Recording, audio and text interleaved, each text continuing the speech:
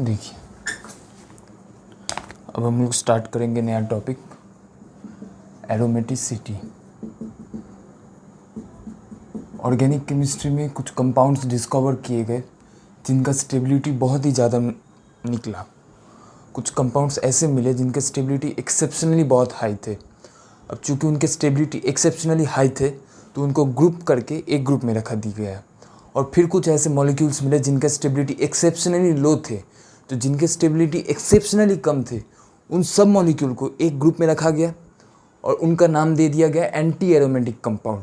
और जिन कंपाउंड्स के stability exceptionally बहुत ज़्यादा स्टेबल थे उन्हें एक ग्रुप में रख दिया गया, उन्हें कहा गया एरोमेटिक कंपाउंड। तो एरोमेटिक कंपाउंड स्टेबिलिटी से आया है, एक्सपेरिमेंटल रिजल्ट है ये। कुछ ऐसे कंपाउंड जो एक्सेप्शनली स्टेबल उन्हें एरोमेटिक कंपाउंड कहा गया, और वो कंपाउंड जो एक्सेप्शनली अनस्टेबल उन्हें एंटी एरोमेटिक कंपाउंड, और जो कंपाउंड जो बीच में है, ना ही एक्सेप्शनली स्टेबल ना ही एक्सेप्शनली अनस्टेबल, उन्हें नॉन एरोमेटिक कंपाउंड कहा गया। तो स्टेबिलिटी का ऑर्डर लिखेंगे तो सबसे ज़्यादा स्टेबल एरोमेटिक, बीच में नॉन एरोमेटिक और सबसे कम एंटी एरोमेटिक।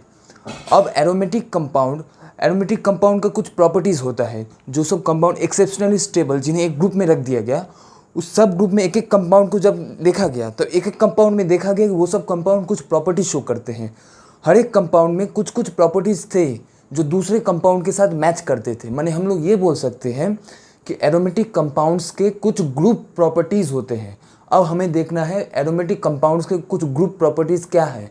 हमें उस ग्रुप प्रॉपर्टीज़ की मदद से ही आइडेंटिफाई कर पाएंगे कि हाँ ये कंपाउंड एरोमेटिक है, ये कंपाउंड नॉन एरोमेटिक है, ये कंपाउंड एंटी एरोमेटिक है। तो सबसे पहले हम लोग एरोमेटिक कंपाउंड का ग्रुप प्रॉपर्टी देख लेंगे, फिर नॉन एरोमेटिक का देख लेंगे, और फिर एंटी एरोमेटिक कंपाउंड का भी ग्रुप प्रॉपर्टी देख लेंगे। तो एरोमेटिक, नॉन एरोमेटिक और एंटी एरोमेटिक। एरोमेटिक कंपाउंड का सबसे पहला कंडीशन होता है कि वो कंपाउंड प्लेनर होना चाहिए। माने वो कंपाउंड एक प्लेन में लाई करना चाहिए। एक प्लेन में लाई माने मान लीजिए बोर्ड का प्लेन, तो सारा का सारा मॉलिक्यूल बोर्ड के प्लेन में ही लाई करना चाहिए, कोई दूसरा प्लेन में नहीं लाई कर सकता है। तो सबसे पहला क्राइटेरिया है प्लेनर। एरोमेटिक के लिए मॉलिक्यूल प्लेनर होना चाहिए। प्लेनर होने के साथ साथ मॉलिक्यूल साइक्लिक होना चाहिए। ऐसा नहीं कि इस तरह के स्ट्रक्चर प्लेनर है लेकिन प्लेनर होने के साथ साथ एक साइकिल नहीं है, साइकिल बनना चाहिए। साइकिल बनेगा तभी बोलेंगे कि वो मॉलिक्यूल एरोमेटिक हो सकता है या नहीं हो सकता है। एरोमेटिक होने के लिए और ज़्यादा प्रॉपर्टीज़ हैं, लेकिन मॉलिक्यूल को साइक्लिक होना ही पड़ेगा। साइक्लिक होने के साथ तीसरा प्रॉपर्टी है cyclic conjugation, complete cyclic conjugation. माने मॉलिक्यूल में मान लीजिए कंप्लीट साइक्लिक कंजुगेशन का मीनिंग होता है कि ये हमारा मॉलिक्यूल है, यहाँ से कंजुगेशन स्टार्ट हुआ। कंजुगेशन का माने रेजोनेंस, यहाँ से स्टार्ट हुआ तो चलते यहीं पे एंड किया। माने जहाँ से स्टार्ट हुआ वहीं पे एंड किया, तो उसको बोलेंगे साइक्लिक कंजुगेशन। साइक्लिक कंजुगेशन कब नहीं होगा? मान लीजिए इतना दूर तक कंजुगेशन हुआ, फिर बीच में रुक गया कंजुगेशन, यहाँ पे कंजुगेशन नहीं, फिर यहाँ से चलना चालू किया, फिर रुक गया, फिर टूट गया, फिर यहाँ से चलना चालू किया, तब इस कंजुगेशन को साइक्लिक नहीं बोलेंगे। साइक्लिक का माने एक जगह से स्टार्ट हुआ तो दूसरी जगह पे उसी जगह पे एंड करेगा और बीच में कहीं पर भी नहीं रुकना चाहिए, तो उसको बोल देते हैं साइक्लिक कंजुगेशन। अब समझिए बात को, साइक्लिक कंजुगेशन होने के लिए क्या चाहिए? मान लीजिए हमारे पास ये ऑर्बिटल है। अब ये ऑर्बिटल में साइक्लिक कंजुगेशन कब होगा? साइक्लिक कंजुगेशन तब होगा जब हमारे पास पैरेलल पी ऑर्बिटल्स होंगे। पैरेलल पी ऑर्बिटल होगा तभी साइक्लिक कंजुगेशन हो सकता है। जैसे यहाँ पे एक पैरेलल पी ऑर्बिटल मान लेते हैं, यहाँ पे एक पैरेलल पी ऑर्बिटल मान लेते हैं, यहाँ पे पैरेलल पी, यहाँ पे पैरेलल पी। अब पैरेलल पी है तो साइक्लिक कंजुगेशन कैसे होगा? देखिए पैरेलल पी है तो ये प्लस, ये माइनस, ये प्लस, ये माइनस, तो देखिए ये प्लस माइनस में कंजुगेशन हो गया, ये प्लस माइनस में कंजुगेशन हो गया, ये प्लस माइनस में कंजुगेशन हो गया, ये प्लस माइनस में कंजुगेशन हो गया। तो हम लोग क्या देख रहे हैं, एक जगह से कंजुगेशन स्टार्ट हुआ, होते होते कंप्लीट यहीं पे एंड ही है, तो इसको बोलते हैं कंप्लीट साइक्लिक कंजुगेशन। तो कंप्लीट साइक्लिक कंजुगेशन के लिए हमें चाहिए कि पैरेलल पी ऑर्बिटल होना चाहिए। पैरेलल पी ऑर्बिटल होगा तभी बोलेंगे मॉलिक्यूल में साइक्लिक कंजुगेशन है। तो साइक्लिक कंजुगेशन के लिए हमें चाहिए पैरेलल पी ऑर्बिटल्स। अब हम लोग समझेंगे पैरेलल पी ऑर्बिटल मॉलिक्यूल में कब रहेगा। हम लोग कैसे आइडेंटिफाई कर पाए, हमें कैसे पता लगेगा कि मॉलिक्यूल में पैरेलल पी ऑर्बिटल है? तो देखिए generally aromatic compound carbon containing compounds में ही पाए जाते हैं मोस्टली। अब मॉलिक्यूल में पैरेलल पी ऑर्बिटल पता होने के लिए कार्बन का कॉन्फ़िगरेशन हमें पता होता है कि कार्बन का 2s में 2 ठो इलेक्ट्रॉन और 2p में 2 ठो इलेक्ट्रॉन, तो ये 2s का है और 2p ऑर्बिटल का है। 2s 2p ऑर्बिटल में देखिए कार्बन का इलेक्ट्रॉनिक कॉन्फ़िगरेशन होता है कि 1s ऑर्बिटल में 2 इलेक्ट्रॉन रहेगा, 2s में 2 इलेक्ट्रॉन, ये 1s का कॉन्फ़िगरेशन, 1s में 2, 2s में 2 और 2p में 2। अब देखिए कार्बन एक s और 2p का जब हाइब्रिडाइजेशन कर देगा तो हो जाएगा हाइब्रिडाइजेशन sp2, और sp2 हाइब्रिडाइजेशन होते ही हमारे पास कार्बन का एक वैकेंट p ऑर्बिटल मिल गया। हमें चाहिए था vacant p orbital. Vacant p orbital कब मिला हमें? जब भी कार्बन sp2 हाइब्रिडाइजेशन शो कर रहा है, कार्बन के sp2 हाइब्रिडाइजेशन शो करते ही हमारे पास एक वैकेंट p ऑर्बिटल मिल जाएगा। और जब भी हमारे पास वैकेंट p ऑर्बिटल मिल गया और हमारे पास एक वैकेंट p ऑर्बिटल, साइड में दूसरा वैकेंट p ऑर्बिटल, इस तरह से समझिए, एक ये वैकेंट p ऑर्बिटल, साइड में दूसरा ये वैकेंट p ऑर्बिटल, फिर आगे वैकेंट दूसरा p ऑर्बिटल, फिर आगे ऐसे p ऑर्बिटल। तो जैसे एक दूसरे के आगे आगे वैकेंट p ऑर्बिटल होते होते ऐसा आगे आगे करते करते एक सर्कल बना देगा, एक साइकिल बना देगा। एक p ऑर्बिटल यहाँ पे, दूसरा यहाँ पे, फिर तीसरा यहाँ पे, चौथा, पाँचवां, छठा, सातवां, आठवां, नौवां, 10वां। इस तरह से अगर p ऑर्बिटल्स मिल गए तो हम एक p ऑर्बिटल दूसरे ऑर्बिटल में ओवरलैप होगा, माने रेजोनेंस, माने कंजुगेशन, फिर एक का फिर दूसरे के साथ, इस तरह से साइक्लिक कंजुगेशन। तो साइक्लिक कंजुगेशन के लिए चाहिए vacant p orbital, parallel p orbital. Parallel p orbital कब मिलेगा? जब हमारे पास होगा sp2 हाइब्रिडाइजेशन। तो हमें चेक करना है मॉलिक्यूल में होना चाहिए sp2 हाइब्रिडाइजेशन। तो sp2 हाइब्रिडाइजेशन मिलते ही हमें मिल जाएगा पैरेलल p ऑर्बिटल, और पैरेलल p ऑर्बिटल मिलते ही हमें मिल जाएगा साइक्लिक कंजुगेशन। तो ये सब कुछ क्राइटेरिया होता है एरोमेटिक कंपाउंड का। पहला क्राइटेरिया कि मॉलिक्यूल एकदम प्लेनर होना चाहिए, एक ही प्लेन में रहना चाहिए। एक ही प्लेन में कब रहेगा मॉलिक्यूल? जब मॉलिक्यूल का हाइब्रिडाइजेशन sp2 हो, या फिर बड़ा सा अगर रीडिंग हो तो sp हाइब्रिडाइजेशन हो। अगर यदि मॉलिक्यूल का हाइब्रिडाइजेशन, मॉलिक्यूल मान लीजिए कोई भी मॉलिक्यूल है, उस मॉलिक्यूल में एक तो एटम हमें मिला जिसका हाइब्रिडाइजेशन sp3 मिल रहा है, तो sp3 हाइब्रिडाइजेशन होते हुए उस सीधा नॉन प्लेनर हो जाएगा, क्योंकि sp3 का स्ट्रक्चर हमें पता होता है कि sp3 का स्ट्रक्चर कुछ इस तरह से ट्राइगोनल प्लेनर होता है। एक सेंटर मॉलिक्यूल यहाँ पे, सेंटर एलिमेंट यहाँ पे, और 4 ठो एकदम पेरिफेरल एटम्स टेट्राहेड्रल का कॉर्नर्स पे होता है। तो टेट्राहेड्रल के कॉर्नर पे होते ही वो, जब ही वो लोग टेट्राहेड्रल के कॉर्नर पे होगा तो वो लोग एक प्लेन से दूसरे प्लेन में चला जाएगा। माने सीधा बात ये है कि sp3 हाइब्रिडाइजेशन होते हुए वो प्लेनर नहीं हो सकता है। प्लेनर होने के लिए उसको sp3 हाइब्रिडाइजेशन नहीं होना पड़ेगा, उसको चाहिए sp2 हाइब्रिडाइजेशन। माने मॉलिक्यूल में sp2 हाइब्रिडाइजेशन है तभी वो प्लेनर है, मॉलिक्यूल में sp2 हाइब्रिडाइजेशन है तभी उसके पास पैरेलल p ऑर्बिटल है, और उसके पास पैरेलल p ऑर्बिटल है तभी उसमें साइक्लिक कंजुगेशन पॉसिबल है। और साथ में साथ मॉलिक्यूल को साइक्लिक मॉलिक्यूल होना चाहिए, माने मॉलिक्यूल ओपन चेन मॉलिक्यूल नहीं हो सकता है। जैसे बेंजीन का रिंग मान लीजिए, तो बेंजीन का रिंग हमें पता होता है कि बेंजीन का रिंग एक साइक्लिक स्ट्रक्चर होता है, तो साइक्लिक स्ट्रक्चर इस तरह से साइक्लिक स्ट्रक्चर होना चाहिए, हम नॉन साइक्लिक स्ट्रक्चर नहीं लेंगे। तो ये हो गया हमारे पास कुछ एरोमेटिक का प्रॉपर्टी। अब नॉन एरोमेटिक का पहला प्रॉपर्टी होता है कि नॉन एरोमेटिक नॉन प्लेनर होता है। तो नॉन एरोमेटिक हो जाएगा नॉन प्लेनर, जैसे एरोमेटिक था प्लेनर तो उसका उल्टा non aromatic non planar. Non planar कब होगा? जब उसका हाइब्रिडाइजेशन। अब नॉन प्लेनर के लिए ध्यान दीजिएगा, मान लीजिए हमारे पास एक तो मॉलिक्यूल है, ये मॉलिक्यूल, इस मॉलिक्यूल में हमारे पास ये भी एटम sp2 हाइब्रिडाइजेशन, ये भी एटम sp2 हाइब्रिडाइजेशन, समझिए बात को, ये भी sp2 हाइब्रिडाइजेशन, ये भी sp2, ये भी sp2, ये भी sp2, ये भी sp2, sp2, मान लेते हैं ये सारे के सारे एटम्स sp2 हाइब्रिडाइजेशन। तब तो हमें पता है sp2 हाइब्रिडाइजेशन होते हुए जब ही मॉलिक्यूल में sp2 हाइब्रिडाइजेशन हो जाएगा तो मॉलिक्यूल प्लेनर हो जाएगा, तब इस मॉलिक्यूल को प्लेनर होना चाहिए था। लेकिन डिफरेंस हुआ इस मॉलिक्यूल में, ये मॉलिक्यूल बन गया sp3।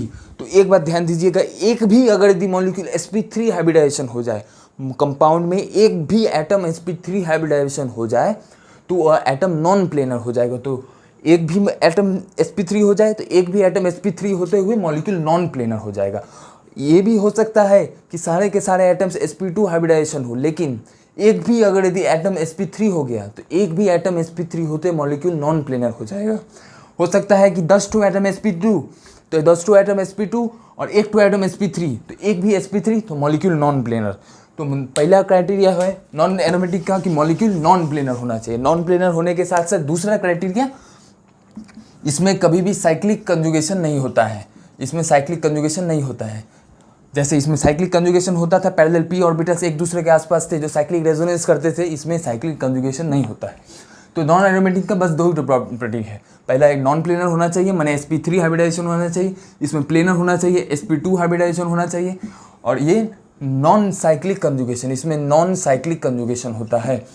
अब आ जाते हैं एंटी एरोमेटिक। एंटी एरोमेटिक सबसे अनस्टेबल कंपाउंड। इसका पहला क्राइटेरिया जैसे एरोमेटिक का था वैसे इसमें भी इसका पहला क्राइटेरिया होता है प्लेनर होना चाहिए। प्लेनर होने के साथ साथ साइक्लिक होना चाहिए। साइक्लिक होने के साथ साथ साइक्लिक कंजुगेशन भी होना चाहिए। तो इसमें एरोमेटिक का कुछ कुछ प्रॉपर्टी मैच भी करता है, जैसे प्लेनर ये भी होना चाहिए, ये भी साइक्लिक कंजुगेशन। तो अब हम लोग कैसे पहचानेंगे कौन सा एरोमेटिक है कौन सा anti aromatic? Aromatic non aromatic तो ये पहचान लेंगे कि ये प्लेनर है तो ये नॉन प्लेनर है, तब हम लोग इजीली पहचान लेंगे ये प्लेनर और ये नॉन प्लेनर तो ये एंटी एरोमेटिक ये non aromatic. Anti aromatic non aromatic में भी पहचान लेंगे ये नॉन प्लेनर है ये प्लेनर है तो ये नॉन एरोमेटिक ये एंटी एरोमेटिक। लेकिन हम कैसे पहचानेंगे कि कौन सा एरोमेटिक है कौन सा एंटी एरोमेटिक है? तो कौन सा कंपाउंड एरोमेटिक है कौन सा कंपाउंड नॉन एरोमेटिक है, ये पहचानने के लिए एक रूल है, उसे कहते हैं हकल्स रूल। हकल्स रूल के हिसाब से एरोमेटिक कंपाउंड का नंबर ऑफ पाई इलेक्ट्रॉन को हम लोग डिनोट करते हैं 4n+2। 4n+2 रूल हो जाता है। मैंने एरोमेटिक के लिए हकल्स रूल बोलेगा 4n+2 पाई इलेक्ट्रॉन और एंटी एरोमेटिक के लिए 4n पाई इलेक्ट्रॉन। n कोई भी एक नंबर है। अब एंटी एरोमेटिक के लिए समझ ली, मान लीजिए n का वैल्यू 1 दे देते हैं तो 4 × 1 4 n का वैल्यू 2 दे दीजिए तो 4 × 2 8, n का वैल्यू 3 आते ही 4 × 3 12। तो 4 रिप्रेजेंट कर रहा है पाई इलेक्ट्रॉन। देखिए 4n पाई इलेक्ट्रॉन, n का वैल्यू 1 तो 4 पाई इलेक्ट्रॉन, n का वैल्यू 2 तो 8 पाई इलेक्ट्रॉन, n का वैल्यू 3 तो 12 पाई इलेक्ट्रॉन। तो अगर यदि मॉलिक्यूल में हमें, और ये सब इलेक्ट्रॉन वो इलेक्ट्रॉन है जो इलेक्ट्रॉन रेजोनेंस में पार्टिसिपेट करेंगे, जो इलेक्ट्रॉन साइक्लिक कंजुगेशन में पार्टिसिपेट करेंगे। मैंने साइक्लिक कंजुगेशन या जो सब इलेक्ट्रॉन रेजोनेंस में पार्टिसिपेट करने वाले इलेक्ट्रॉन का नंबर, रेजोनेंस में पार्टिसिपेट करने वाले इलेक्ट्रॉन का नंबर अगर यदि 4 हुआ तो बोलेंगे एंटी एरोमेटिक कंपाउंड है। रेजोनेंस में पार्टिसिपेट करने वाले इलेक्ट्रॉन का नंबर 8 हुआ तब बोलेंगे एंटी एरोमेटिक। लेकिन रेजोनेंस में पार्टिसिपेट करने वाले इलेक्ट्रॉन का नंबर 2 हुआ, जैसे यहाँ पे n का वैल्यू 0 पुट कीजिए तो 4 × 0 + 2 तो 2 पाई इलेक्ट्रॉन, n का वैल्यू 1 पुट कर दीजिए तो 4 × 1 4 + 2 तो 4 + 2 6 तो 6 पाई इलेक्ट्रॉन, तो बोल देंगे एरोमेटिक। जैसे 4 × 1 + 2 4 × 1 4 + 2 6 पाई इलेक्ट्रॉन, n का वैल्यू 2 पुट कीजिए तो 4 × 2 8 + 2 10 तो 10 पाई इलेक्ट्रॉन। तो जब n का वैल्यू 1 पुट करेंगे 0 पुट करेंगे तो 4 × 0 0 + 2 2 पाई इलेक्ट्रॉन। 2 पाई इलेक्ट्रॉन माने 2 ठो इलेक्ट्रॉन है जो साइक्लिक कंजुगेशन में पार्टिसिपेट करेगा। माने मॉलिक्यूल में अगर यदि हमें 2 ठो मॉलिक्यूल में देख रहे हैं कि प्लेनर है मॉलिक्यूल, ठीक है, मॉलिक्यूल प्लेनर है तो एरोमेटिक या एंटी एरोमेटिक, नॉन प्लेनर है तो डायरेक्ट नॉन एरोमेटिक। अब प्लेनर है तो साइक्लिक भी होना चाहिए, साइक्लिक भी है तब भी aromatic, non anti aromatic. Complete cyclic conjugation है मॉलिक्यूल में तब एरोमेटिक भी हो सकता है एंटी एरोमेटिक भी हो सकता है। लेकिन मॉलिक्यूल में रेजोनेंस में पार्टिसिपेट करने वाले इलेक्ट्रॉन का नंबर 4 मान लीजिए, तो 4 है तब एंटी एरोमेटिक, क्योंकि 4 है तो वो ये रूल फॉलो कर रहा है 4n पाई इलेक्ट्रॉन। कैसे? n का वैल्यू 1 पुट कर दीजिए यहाँ पे तो 4 × 1 4 पाई इलेक्ट्रॉन, 4 ठो इलेक्ट्रॉन कंजुगेशन में पार्टिसिपेट कर रहे हैं तो 4 पाई इलेक्ट्रॉन तो एंटी एरोमेटिक।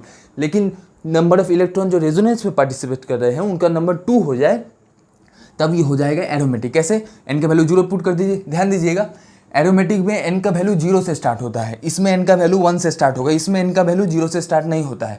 इसमें n का वैल्यू 0 से स्टार्ट होगा, n का वैल्यू 1 जाएगा, माने 6 पाई इलेक्ट्रॉन भी हो जाए तब भी बोल देंगे एरोमेटिक, 8 पाई 10 पाई इलेक्ट्रॉन भी हो जाए तब भी बोल देंगे एरोमेटिक। तो इस तरह से हम लोग आइडेंटिफाई करते हैं मॉलिक्यूल में कौन सा मॉलिक्यूल एरोमेटिक कंपाउंड है, कौन सा एंटी एरोमेटिक है, कौन सा नॉन एरोमेटिक है। अब हम लोग एग्जाम्पल की मदद से इसको पता करेंगे, कुछ एग्जाम्पल्स देखेंगे जिसमें देखेंगे कुछ मॉलिक्यूल्स एरोमेटिक मॉलिक्यूल्स हैं, कुछ एंटी एरोमेटिक और कुछ नॉन एरोमेटिक। तो देख लीजिए पहला मॉलिक्यूल, ये मॉलिक्यूल।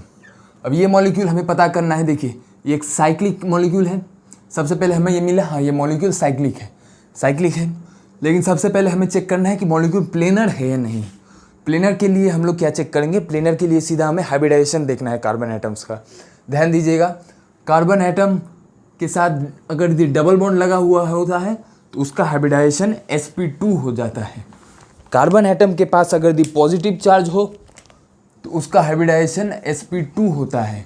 कार्बन एटम के पास नेगेटिव चार्ज हो तो भी उसका हाइब्रिडाइजेशन sp2 होता है।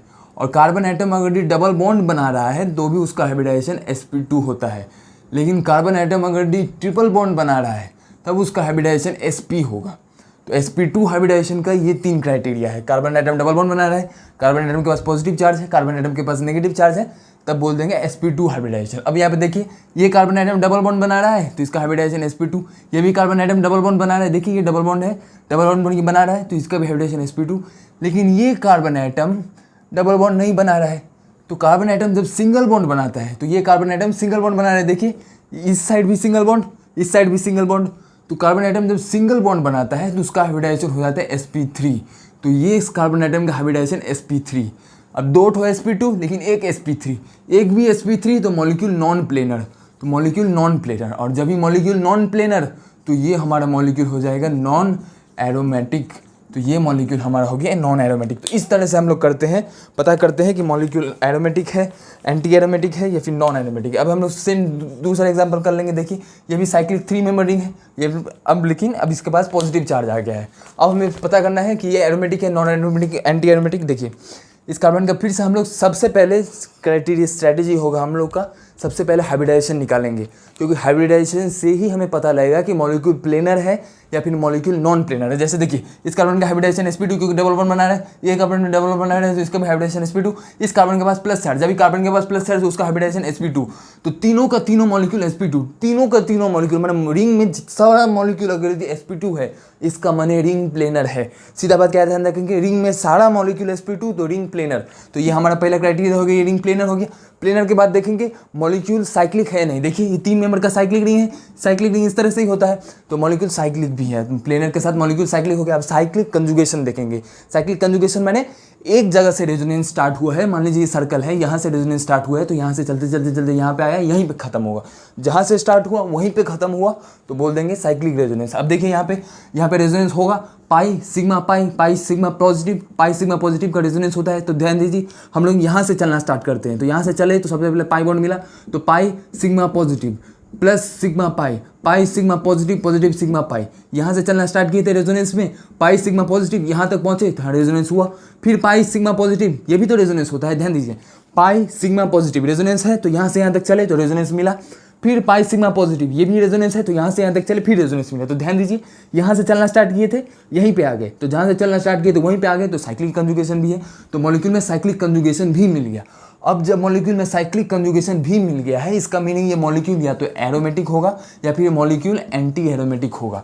अब एरोमेटिक है या एंटी एरोमेटिक है, इसके लिए हम लोग यूज़ कर लेंगे हकल्स रूल। अब हम लोग हकल्स रूल कैसे यूज़ करेंगे ये ध्यान दीजिए। पहले हमें जो रेजोनेंस जो मिल रहा था, ये मॉलिक्यूल इस तरह का मॉलिक्यूल था, ये प्लस से मॉलिक्यूल के बाद अब रेजोनेंस में देखेंगे कि रेजोनेंस में कितना सारा पाई इलेक्ट्रॉन पार्टिसिपेट कर रहा है।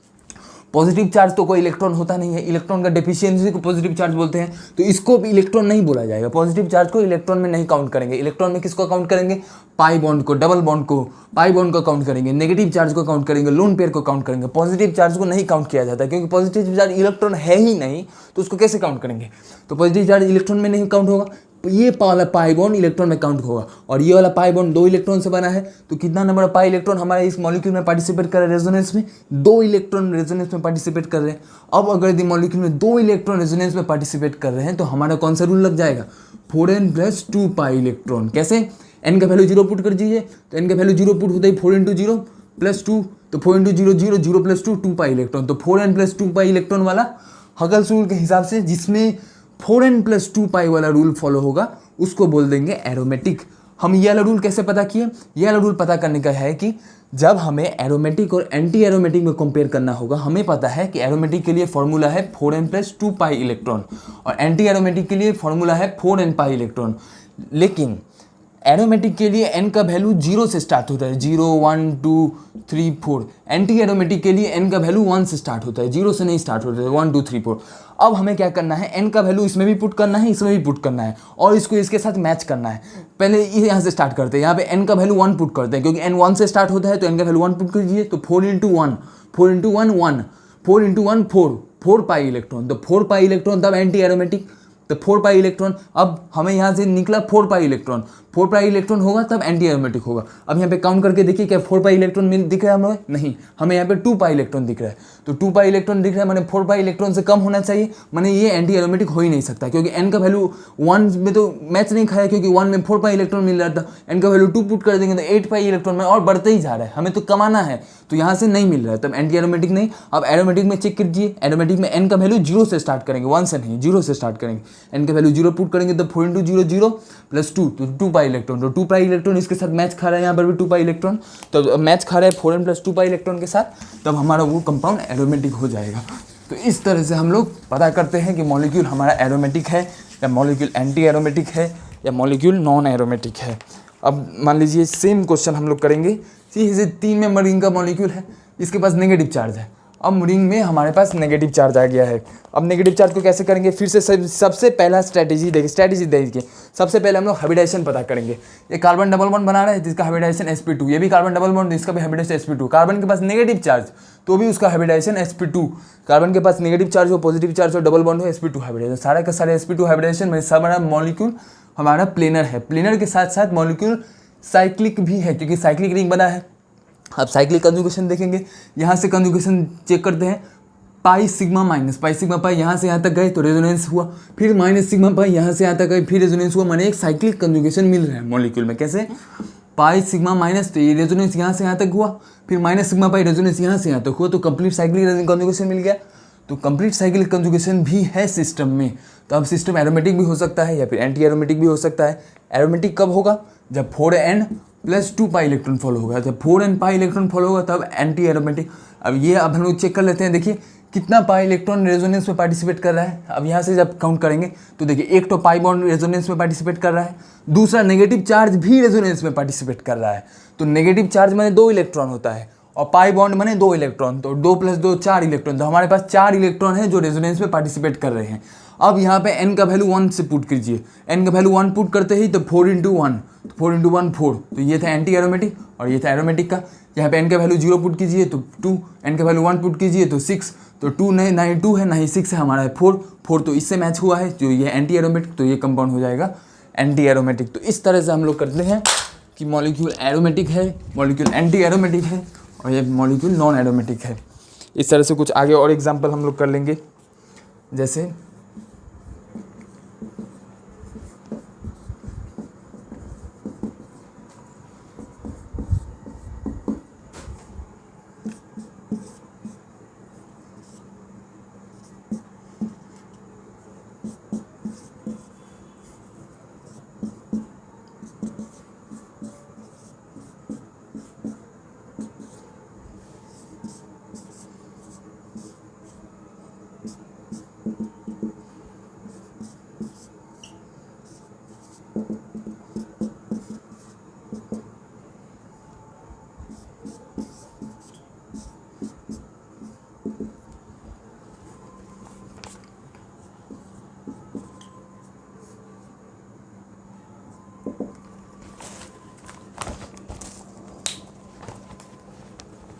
देखिए पहला क्वेश्चन, यहाँ पे सबसे पहले हाइब्रिडाइजेशन स्टार्ट करेंगे। कार्बन के पास double bond sp2 hybridisation, carbon के पास नेगेटिव sp2 हाइब्रिडाइजेशन, इसका भी sp2 हाइब्रिडाइजेशन, sp2 हाइब्रिडाइजेशन, सारे का सारे sp2 हाइब्रिडाइजेशन। जो मॉलिक्यूल हो गया प्लेनर है, मॉलिक्यूल साइक्लिक है, साइक्लिक कंजुगेशन भी है। कैसे? पाई सिग्मा माइनस, इधर से कंजुगेशन यहाँ तक गया, फिर माइनस, फिर इधर से देखिए इधर से कंजुगेशन गया है पाई सिग्मा माइनस, तो यहाँ से यहाँ तक कंजुगेशन हुआ, पाई सिग्मा माइनस यहाँ से यहाँ तक कंजुगेशन हुआ, तो देखिए एक कंप्लीट साइक्लिक कंजुगेशन स्टार्ट हो गया है। साइक्लिक कंजुगेशन का माने एक साइकिल का बनना, साइकिल बन रहा है तो साइक्लिक कंजुगेशन है। पाई सिग्मा माइनस, तो पाई सिग्मा माइनस इधर से भी हुआ था पाई सिग्मा माइनस रेजोनेंस, तो यहाँ तक एक सेमी साइकिल क्रिएट हुआ, इधर से पाई सिग्मा माइनस तो इधर से भी सेमी साइकिल क्रिएट हुआ, दो सेमी साइकिल जुड़ के कंप्लीट साइकिल बन जाएंगे, तो साइक्लिक कंजुगेशन हो गया। अब हम लोग चेक करेंगे नंबर ऑफ पाई इलेक्ट्रॉन। देखिए यहाँ पे 2 पाई इलेक्ट्रॉन, यहाँ पे एक नेगेटिव चार्ज मैंने 2 पाई इलेक्ट्रॉन, तो 2 negative charge 4 pi electron plus 2 6 pi electron, तो 6 पाई इलेक्ट्रॉन होता है 4n + 2 पाई इलेक्ट्रॉन वाला, क्योंकि n का वैल्यू 1 पुट कर दीजिए, तो 4 × n माने 4 × 1 1 4 + 2 तो 6 पाई इलेक्ट्रॉन, तो 4n पाई + 2 पाई इलेक्ट्रॉन हो जाता है एरोमेटिक के लिए। तो तो ये कंपाउंड हो जाएगा एरोमेटिक। तो ए माने एरोमेटिक, ध्यान दीजिए शॉर्टकट में ए के लिए एरोमेटिक लिखेंगे, Na माने नॉन एरोमेटिक, डबल ए माने एंटी एरोमेटिक। अब देखिए यहाँ पे देखिए sp2 हाइब्रिडाइजेशन, इसका भी sp2 हाइब्रिडाइजेशन, इसका भी sp2 हाइब्रिडाइजेशन, इसका भी sp2 हाइब्रिडाइजेशन। मॉलिक्यूल साइक्लिक है, साइक्लिक कंजुगेशन भी है, पाई सिग्मा पॉजिटिव, यहाँ से यहाँ तक एक साइकिल, पाई सिग्मा पॉजिटिव, यहाँ से यहाँ तक एक साइकिल, साइक्लिक कंजुगेशन हो गया। अब साइक्लिक कंजुगेशन हो गया तो चेक करेंगे number of pi electron, number of pi electron से 2 पाई इलेक्ट्रॉन, पॉजिटिव चार्ज को पाई इलेक्ट्रॉन में नहीं काउंट करेंगे, तो 2 पाई इलेक्ट्रॉन है तो 2 पाई इलेक्ट्रॉन हो गया फिर से एरोमेटिक। कैसे 4n + 2 पाई इलेक्ट्रॉन, n का वैल्यू 0 पुट कीजिए तो 4 × 0 0 + 2 तो 2 पाई इलेक्ट्रॉन, तो ये भी हो गया एरोमेटिक। अब इसमें ध्यान दीजिए, इसमें ध्यान देते ही देखेंगे इस कार्बन का हाइब्रिडाइजेशन sp2, क्योंकि ये जो ये 6 मेंबर का रिंग है और यहाँ पे पाई बॉन्ड है, तो इसका हाइब्रिडाइजेशन sp2, इसका भी sp2, इसका भी sp2, इसका भी sp2, लेकिन इसका सिंगल बॉन्ड है तो sp3। जब भी sp3 हो गया तो मॉलिक्यूल नॉन प्लेनर, और नॉन प्लेनर होते ही मॉलिक्यूल नॉन एरोमेटिक। जब भी मॉलिक्यूल नॉन प्लेनर तो उसका हो जाएगा नॉन एरोमेटिक। इसमें ध्यान दीजिए ये sp2 sp2 sp2 sp2 sp2, तो मॉलिक्यूल प्लेनर है। प्लेनर होने के साथ साथ ध्यान देते हैं, प्लेनर होने के साथ साथ मॉलिक्यूल में साइक्लिक है, साइक्लिक कंजुगेशन भी है, लोन पेयर सिग्मा पाई। देखिए ये यहाँ पे एक फ्री रेडिकल है, ये मॉलिक्यूल के पास ऊपर में फ्री रेडिकल है, ये डबल बॉन्ड है, तो फ्री रेडिकल सिग्मा पाई एक कंजुगेशन, पाई सिग्मा पाई ये conjugation, free radical sigma pi ये कंजुगेशन, तो साइक्लिक कंजुगेशन भी हो रहा है। अब नंबर ऑफ पाई इलेक्ट्रॉन का चेक कीजिए किस में आता है, नंबर ऑफ पाई इलेक्ट्रॉन। तो नंबर ऑफ पाई इलेक्ट्रॉन जब काउंट करेंगे, नंबर ऑफ पाई इलेक्ट्रॉन का मीनिंग होता है वो सब इलेक्ट्रॉन को लेना है जो सारा इलेक्ट्रॉन रेजोनेंस में पार्टिसिपेट करता है। अगर कोई इलेक्ट्रॉन रेजोनेंस में पार्टिसिपेट नहीं करता है तब उस इलेक्ट्रॉन को काउंट नहीं करेंगे, उसी इलेक्ट्रॉन को काउंट करना है जो इलेक्ट्रॉन रेजोनेंस में पार्टिसिपेट करता है। चूंकि ये फ्री रेडिकल वाला इलेक्ट्रॉन रेजोनेंस में पार्टिसिपेट कर रहा है तो इसको काउंट करना है। तो एक ये पाई इलेक्ट्रॉन 2, तो 2 1 3 और 2 5, तो 5 इलेक्ट्रॉन हो गया। तो 5 इलेक्ट्रॉन हो गया तो 5 इलेक्ट्रॉन ध्यान दीजिए, ना ही 4n + 2 पाई इलेक्ट्रॉन में आता है 5 इलेक्ट्रॉन, ना ही 4n पाई इलेक्ट्रॉन में आता है। 4n + 2 पाई में आ जाता है तो एरोमेटिक बोल देते, 4n पाई में आ जाता है तो एंटी एरोमेटिक बोल देते। लेकिन इस केस में 5 इलेक्ट्रॉन ना ही 4n + 2 पाई में आ रहा है, ना ही 4n पाई में आ रहा है। कैसे नहीं आ रहा है? 4n + 2 पाई को इस तरह से लिखते हैं, n का वैल्यू 0 पुट कर देते 2, n का वैल्यू 1 पुट कर देते 6, n का वैल्यू 3 पुट कर देते ही 12 14।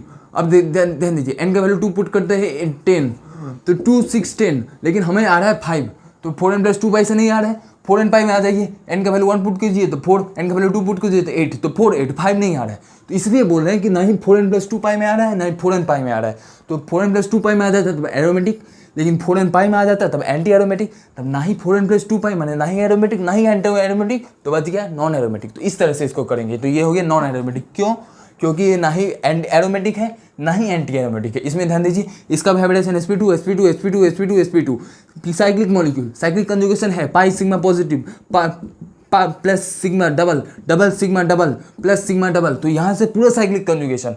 अब साइक्लिक कंजुगेशन के बाद चेक कीजिए नंबर ऑफ पाई इलेक्ट्रॉन कितना है कंजुगेशन में पार्टिसिपेट करता हुआ, प्लस चार्ज को तो काउंट नहीं करेंगे, तो ये 2 2 4 इलेक्ट्रॉन, तो 4n pi electron, 4n pi electron था एंटी एरोमेटिक, क्योंकि n का वैल्यू 1 पुट करता है 4 आ जाता है। अब इसमें चेक कीजिए sp2 sp2 sp2 sp2 sp2, number of pi electron कितना कंजुगेशन में पार्टिसिपेट करें, 2 2 4 2 6 पाई इलेक्ट्रॉन, तो 6 पाई इलेक्ट्रॉन होते ही एरोमेटिक, तो 6 पाई इलेक्ट्रॉन होते हुए ही ये एरोमेटिक कंपाउंड। इसमें ध्यान दीजिए यहाँ पे इसका hybridisation sp2 sp2 sp2 sp2, इस ऑक्सीजन का हाइब्रिडाइजेशन ध्यान दीजिए। हम लोग जनरली कार्बन का हाइब्रिडेशन काउंट करेंगे, ऑक्सीजन नाइट्रोजन इस सब का हाइब्रिडेशन पे नहीं सोचना है, क्योंकि वो अपने आप को एडजस्ट कर लेते हैं प्लेनरिटी के लिए, वो अपने आप को एडजस्ट कर लेंगे, उसका हाइब्रिडेशन नहीं देखना है। वैसे ध्यान से अगर देखने के लिए भी जाइएगा तो इस ऑक्सीजन का हाइब्रिडेशन sp2 ही है, ध्यान दीजिए। अब लेकिन देखिए यहाँ पे इस कार्बन का सिंगल बॉन्ड बना रहा है तो इसका हाइब्रिडेशन sp3 होते हुए ही मॉलिक्यूल नॉन प्लेनर बन गया, मॉलिक्यूल नॉन प्लेनर तो ये नॉन एरोमेटिक। तो इस तरह से हम लोग क्वेश्चंस को करेंगे।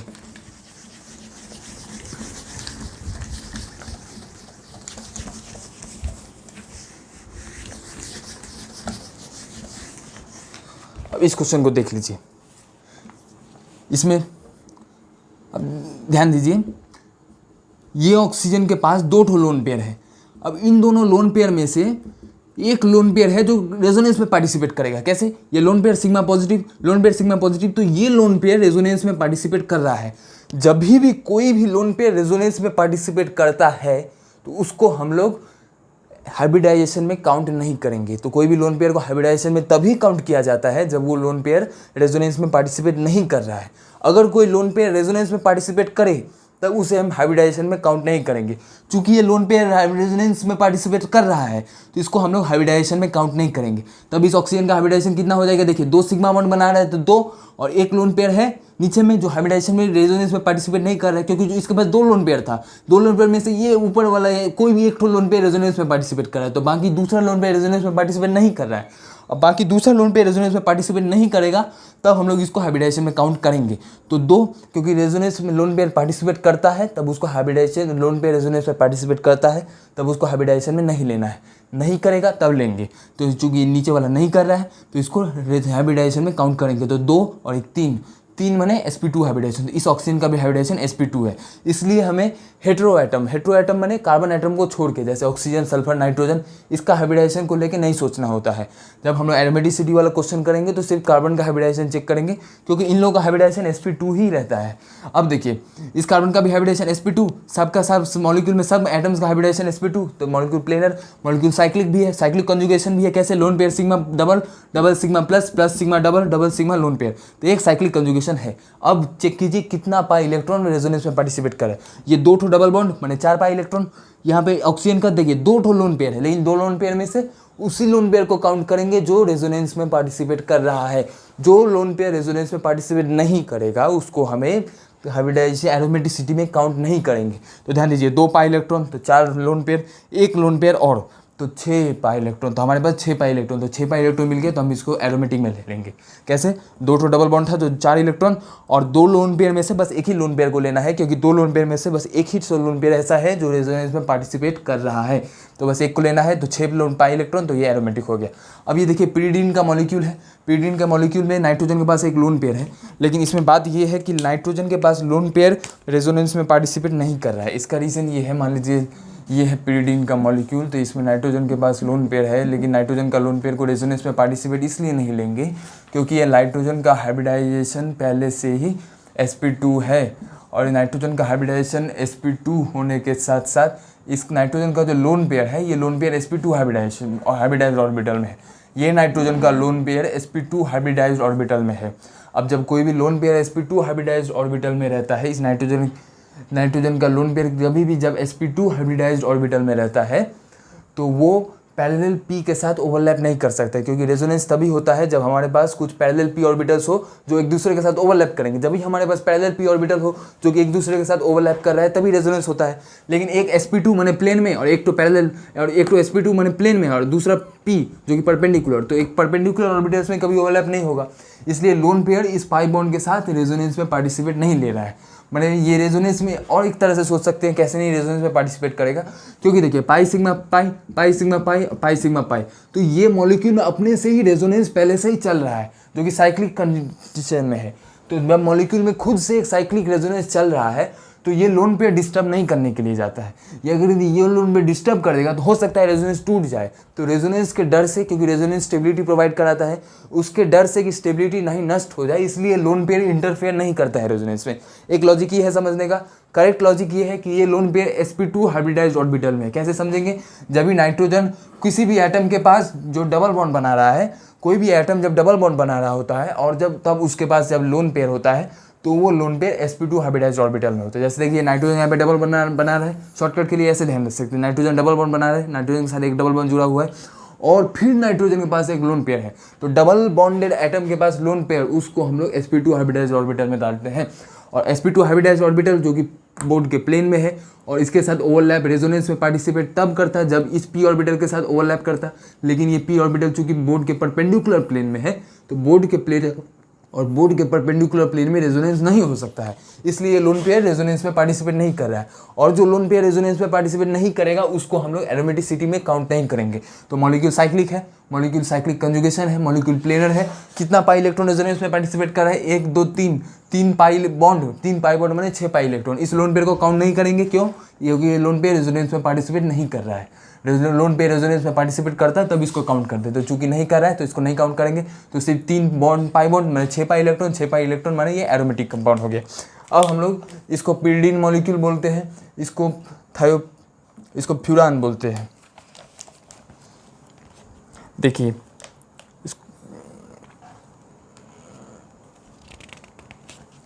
इसको फ्यूरान नहीं बोलते हैं, इसको पिरीडीन बोलते हैं, इसको पाइरोल बोलते हैं। देखिए यहाँ पे इसका भी sp2 सब sp2 planar molecule, cyclic conjugation भी है, lone pair sigma pi, pi sigma pi, pi sigma lone pair, सब साइक्लिक कंजुगेशन।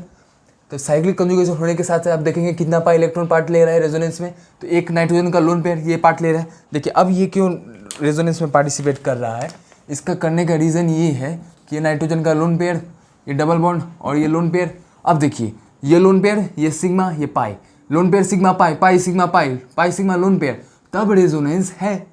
देखिए मान लेते हैं इन दोनों को इसको कंपेयर करेंगे, मान लेते हैं ये लोन पेयर रेजोनेंस में पार्टिसिपेट नहीं कर रहा है। अगर यदि ये लोन पेयर रेजोनेंस में पार्टिसिपेट नहीं करे तो पाई सिग्मा पाई, ऊपर में आधा साइक्लिक रेजोनेंस तो हुआ, लेकिन नीचे का रेजोनेंस पाई सिंगल सिंगल पाई, कभी रेजोनेंस नहीं होता है। ध्यान दीजिए, पाई बॉन्ड है, फिर सिंगल बॉन्ड है, फिर एक सिंगल बॉन्ड, फिर पाई है, तो दो तो सिंगल बॉन्ड बीच में होने के कारण से रेजोनेंस नहीं होगा।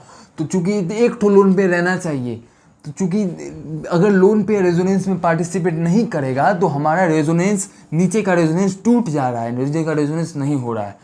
तो लोन पेयर को अगर हम लोग काउंट करेंगे तभी रेजोनेंस होगा, क्योंकि लोन पेयर को काउंट नहीं कर रहे हैं तो नीचे का रेजोनेंस नहीं हो रहा है। तो चूंकि नीचे का रेजोनेंस नहीं हो रहा है तो हमें इस लोन पेयर को काउंट करना पड़ेगा। और देखिए लोन पेयर जब आ गया है तो लोन पेयर सिग्मा पाई इतना दूर का रेजोनेंस, फिर लोन पेयर सिग्मा पाई इतना दूर का रेजोनेंस, और पाई सिग्मा पाई इतना दूर का रेजोनेंस। तो लोन पेयर को काउंट करने के बाद साइक्लिक रेजोनेंस हो रहा है तब लोन पेयर को काउंट करेंगे। लेकिन इस केस में लोन पेयर अगर दी रेजोनेंस में नहीं भी आता है तो भी हमारा साइक्लिक रेजोनेंस चल रहा है पाई बॉन्ड की मदद से, पाई sigma pi, pi sigma pi, pi sigma pi. तो पाई सिग्मा सिर्फ पाई बॉन्ड को लेके ही जब रेजोनेंस चल रहा है तो लोन पेयर डिस्टर्ब करने के लिए नहीं जाता है। लेकिन यहाँ पे लोन पेयर जब पार्ट लेगा रेजोनेंस में तभी साइक्लिक रेजोनेंस आएगा। लोन पेयर अगर रेजोनेंस में पार्ट नहीं लेगा तब हमारा साइक्लिक रेजोनेंस नहीं आएगा। अब देखिए कितना पाई इलेक्ट्रॉन रेजोनेंस में पार्टिसिपेट कर रहा है, एक लोन पेयर, दो पाई बॉन्ड, मैंने 6 पाई इलेक्ट्रॉन। 6 पाई इलेक्ट्रॉन के आते ही हमारा सिस्टम बन जाता है एरोमेटिक, तो वो कंपाउंड हो जाएगा एरोमेटिक। तो इस तरह से हम लोग क्वेश्चन को करेंगे।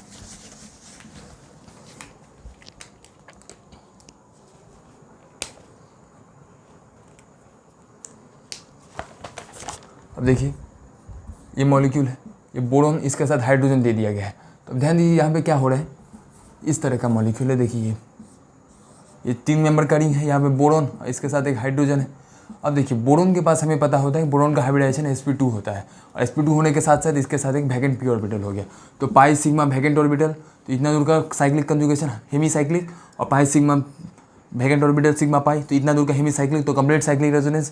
कंप्लीट साइक्लिक रेजोनेंस कितना पाई इलेक्ट्रॉन रेजोनेंस में पार्टिसिपेट कर रहा है, सिर्फ ये पाई बॉन्ड रेजोनेंस में पार्टिसिपेट कर रहा है। ये तो वैकेंट ऑर्बिटल है, यहाँ पे इलेक्ट्रॉन है ही नहीं, तो रेजोनेंस में क्या पार्टिसिपेट करेगा, बस ये पाई इलेक्ट्रॉन रेजोनेंस में पार्टिसिपेट कर रहा है। तो 2 पाई इलेक्ट्रॉन माने ये मॉलिक्यूल हो गया एंटी एरोमेटिक। तो इस तरह से हम क्वेश्चन को करेंगे।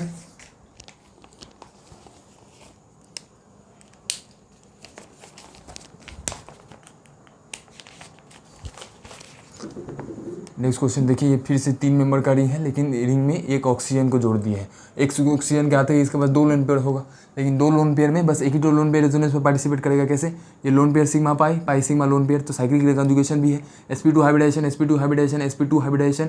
इस ऑक्सीजन के पास 2 लोन पेयर है, लेकिन लोन पेयर में बस 2 लोन पेयर में से बस एक ही तो लोन पेयर रेजोनेंस में पार्टिसिपेट कर रहा है, और ये वाला लोन पेयर रेजोनेंस में पार्टिसिपेट नहीं कर रहा है। तो जो लोन पेयर रेजोनेंस में पार्टिसिपेट नहीं करता है उसी को हाइब्रिडाइजेशन में काउंट करेंगे। क्योंकि ये नीचे वाला लोन पेयर रेजोनेंस में पार्टिसिपेट करेगा तो इसको हाइब्रिडाइजेशन में काउंट नहीं करेंगे। तो देखिए ऑक्सीजन का 2 बॉन्ड बन रहा है, तो 2 हो गया, एक बॉन्ड 2 और एक लोन पेयर 3, तो इसका हाइब्रिडाइजेशन भी sp2। ये लोन पेयर को काउंट नहीं करेंगे हाइब्रिडाइजेशन में, क्योंकि ये लोन पेयर रेजोनेंस में पार्टिसिपेट कर रहा है। अब चूंकि ये इलेक्ट्रॉन रेजोनेंस में पार्टिसिपेट कर रहा है तब हमें इसको एरोमेटिसिटी में काउंट करना पड़ेगा। ये एक पाई लोन पेयर और एक पाई बॉन्ड, तो 4 इलेक्ट्रॉन माने एंटी एरोमेटिक। अब नेक्स्ट क्वेश्चन देख लीजिए, यहाँ पे सेम ऑक्सीजन वाला रिंग है, लेकिन अब यहाँ पे रिंग को चेंज कर दिया गया है, बड़ा साइज का रिंग कर दिया गया। तो फिर से देखिए ऑक्सीजन के पास 2 लोन पेयर है, लेकिन 2 लोन पेयर में से बस एक ही लोन पेयर रेजोनेंस में पार्टिसिपेट करेगा। सबका हाइब्रिडाइजेशन यहाँ पे sp2 हाइब्रिडाइजेशन। अब हम फास्ट में कर लेंगे। देखिए अब फास्ट में कैसे करेंगे, जब भी देखेंगे कार्बन के पास डबल बॉन्ड sp2, इसका भी sp2। हमें ऑक्सीजन नाइट्रोजन को लेकर सोचना ही नहीं है, वो लोग sp2 ही रहेंगे। अब 2 लोन पेयर में से बस एक ही लोन पेयर कंजुगेशन रेजोनेंस में पार्टिसिपेट करेगा। जब एक ही लोन पेयर रेजोनेंस में पार्टिसिपेट करेगा तो उसी को काउंट करना है एरोमेटिसिटी में। तो 2 पाई बॉन्ड माने 4 इलेक्ट्रॉन, एक इलेक्ट्रॉन 6 इलेक्ट्रॉन माने एरोमेटिक। तो इस तरह से क्वेश्चन को कर लेंगे। अब यहाँ पे देखिए इस तरह से दे दिया गया है नाइट्रोजन, यहाँ पे नाइट्रोजन, यहाँ पे इस तरह से नाइट्रोजन के ऊपर में लोन पेयर, यहाँ पे एक हाइड्रोजन, इस नाइट्रोजन के ऊपर में भी लोन पेयर। अब सिंपली देखिए इस क्वेश्चन, ये अच्छा क्वेश्चन है। देखिए नाइट्रोजन के ऊपर में लोन पेयर, तो lone pair sigma pi resonance, pi sigma pi resonance और pi sigma lone pair resonance. तो बड़ा अच्छे से साइक्लिक कंजुगेशन रेजोनेंस हुआ। लेकिन इस नाइट्रोजन के ऊपर में भी लोन पेयर है। देखने में ऐसा लगता है कि लोन पेयर ये सिग्मा ये पाई, तो ये लोन पेयर को भी रेजोनेंस में पार्टिसिपेट करना पड़े, लेकिन ये लोन पेयर बैठा हुआ है, ये सोच रहा है कि मॉलिक्यूल में जो पहले से ही जो साइक्लिक कंजुगेशन रेजोनेंस है, कैसे मॉलिक्यूल में साइक्लिक रेजोनेंस है, इस नाइट्रोजन के ऊपर में लोन पेयर और ये सिग्मा ये पाई, तो ये इतना दूर का रेजोनेंस हो गया, पाई सिग्मा पाई इतना दूर का रेजोनेंस हो गया, पाई सिग्मा लोन पेयर इतना दूर का रेजोनेंस है। तो ये लोन पेयर यहाँ पे बैठ के ये सोच रहा है जो मॉलिक्यूल में पहले से ही जो कंप्लीट रेजोनेंस चल रहा है, ये अगर यदि पार्ट लगने लगे इसमें तो हो सकता है ये रेजोनेंस को डिस्टर्ब कर दे, रेजोनेंस डिस्टर्ब हो जाएगा तो सिस्टम अनस्टेबल बन जाएगा। तो इसी डर से ये लोन पेयर रेजोनेंस में पार्टिसिपेट नहीं लेगा। ये लोन पेयर इसलिए रेजोनेंस में पार्टिसिपेट नहीं लेगा क्योंकि ये नाइट्रोजन के पास, सही रीज़न समझिए, इस नाइट्रोजन के पास डबल बॉन्ड है और डबल बॉन्ड वाले एटम का लोन पेयर sp2 ऑर्बिटल में होता है और जब भी लोन पेयर sp2 ऑर्बिटल में तो वो हाइब्रिडाइजेशन में पार्ट नहीं लेगा। ये लोन पेयर नाइट्रोजन का लोन पेयर sp2 ऑर्बिटल में, क्योंकि नाइट्रोजन डबल बॉन्ड बना रहा है और डबल बॉन्ड जो एटम बनाता है उसका लोन पेयर sp2 ऑर्बिटल में होता है और sp2 ऑर्बिटल में होने के कारण से ये रेजोनेंस में पार्टिसिपेट नहीं लेगा। और रीज़न क्या है कि loan pair sigma pi, pi sigma pi, pi sigma lone pair पहले से ही रेजोनेंस चल रहा है, अब ये पार्ट लेगा तो हो सकता है रेजोनेंस टूट जाए, इसलिए ये लोन पेयर रेजोनेंस में पार्ट नहीं लेता है। अब अगर ये लोन पेयर रेजोनेंस में पार्ट नहीं लेगा तो हम लोग इसको एरोमेटिसिटी में काउंट नहीं करेंगे, क्योंकि एरोमेटिसिटी में उसी को काउंट किया जाता है जो रेजोनेंस में पार्ट ले रहा है। तो एक लोन पेयर 2 पाई बॉन्ड तो 6 इलेक्ट्रॉन तो हो गया एरोमेटिक। तो इस तरह से हम लोग क्वेश्चन कर ले। अब देखिए ये क्वेश्चन है, यहाँ पे लोन पेयर, यहाँ पे नाइट्रोजन, यहाँ पे नाइट्रोजन के ऊपर में लोन पेयर होगा और नाइट्रोजन के ऊपर में लोन पेयर होते हुए ये, अब देखिए इन तीनों नाइट्रोजन के पास लोन पेयर है लेकिन मॉलिक्यूल में पहले से ही रेजोनेंस चल रहा है। कैसे? पाई sigma pi, pi sigma pi, pi sigma pi, तो एक साइक्लिक रेजोनेंस पहले से ही मॉलिक्यूल में है। तो ये भी लोन पेयर, ये भी लोन पेयर, ये भी लोन पेयर, ये सारा लोन पेयर नाइट्रोजन के साथ जुड़ा है जिस नाइट्रोजन डबल बॉन्ड बना रहा है। क्योंकि ये नाइट्रोजन डबल बॉन्ड बना रहा है तो इसका हाइब्रिडाइजेशन sp2, ये नाइट्रोजन डबल बॉन्ड बना रहा है तो इसका हाइब्रिडाइजेशन sp2, ये नाइट्रोजन डबल बॉन्ड बना रहा है तो ये लोन पेयर का हाइब्रिडाइजेशन sp2।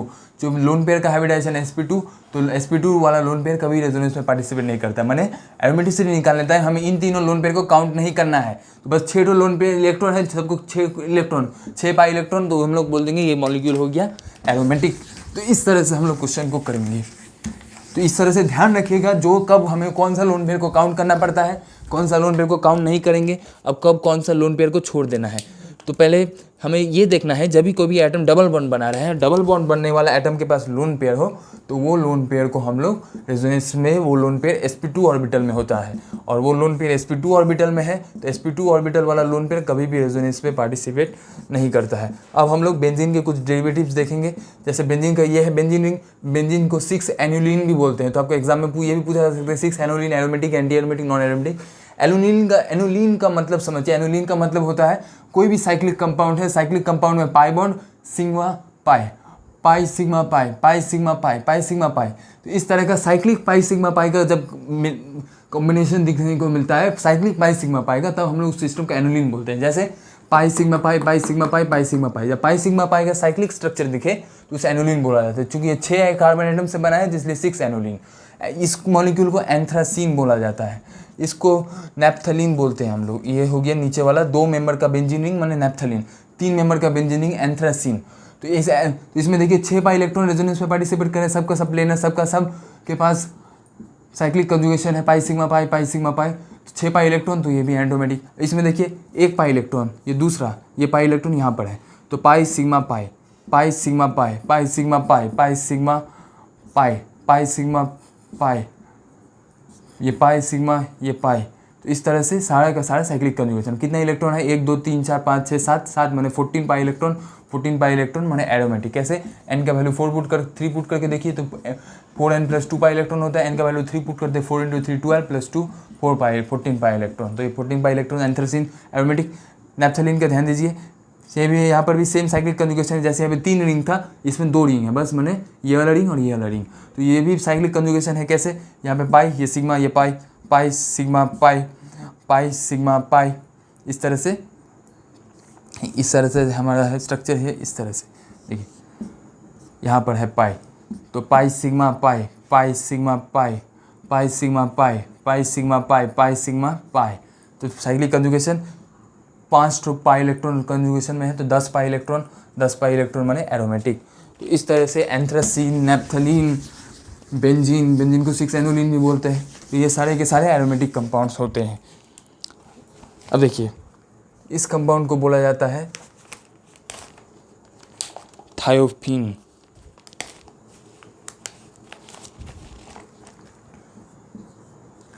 थायोफिन में सल्फर होता है, सल्फर के पास 2 लोन पेयर और इस तरह से स्ट्रक्चर।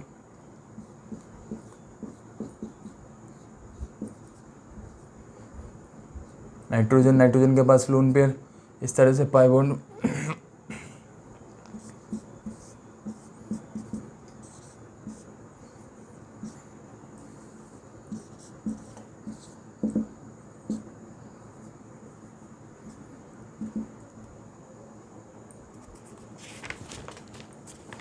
देखिए यहाँ पे सल्फर का सेम 2 लोन पेयर है, लेकिन इसमें से बस एक ही तो लोन पेयर रेजोनेंस में पार्टिसिपेट करेंगे, तो 1 लोन पेयर, ये दूसरा, ये तीसरा, 6 तो पाई इलेक्ट्रॉन रेजोनेंस में पार्टिसिपेट कर रहा है। सारा का सबका sp2 हाइब्रिडेशन, तो sp2 हाइब्रिडेशन होते ही मॉलिक्यूल बन गया प्लेनर। मॉलिक्यूल एकदम साइक्लिक कंजुगेशन है। लोन पेयर सिग्मा, देखिए ये लोन पेयर, ये सिग्मा बॉन्ड, इस तरह से ये लोन पेयर, ये सिग्मा बॉन्ड, लोन पेयर, ये सिग्मा, ये pi, pi sigma pi, pi sigma lone pair, cyclic conjugation है। कितना पाई इलेक्ट्रॉन रेजोनेंस में पार्टिसिपेट कर रहा है, तो ये लोन पेयर, ये और ये 6 पाई इलेक्ट्रॉन, तो एरोमेटिक। इसमें ध्यान दीजिए, पाई, देखिए ये है पाई, ये सिग्मा, ये pi, pi sigma pi, pi sigma lone pair, lone pair sigma pi, pi sigma pi, pi sigma pi, तो इस तरह साइक्लिक कंजुगेशन। साइक्लिक कंजुगेशन में ये भी ध्यान दीजिए, ये लोन पेयर रेजोनेंस में पार्ट ले रहा है, क्योंकि लोन पेयर इसलिए ले रहा है क्योंकि ये लोन पेयर रेजोनेंस में पार्ट अगर नहीं लेगा तो हमारा रेजोनेंस टूट जाएगा।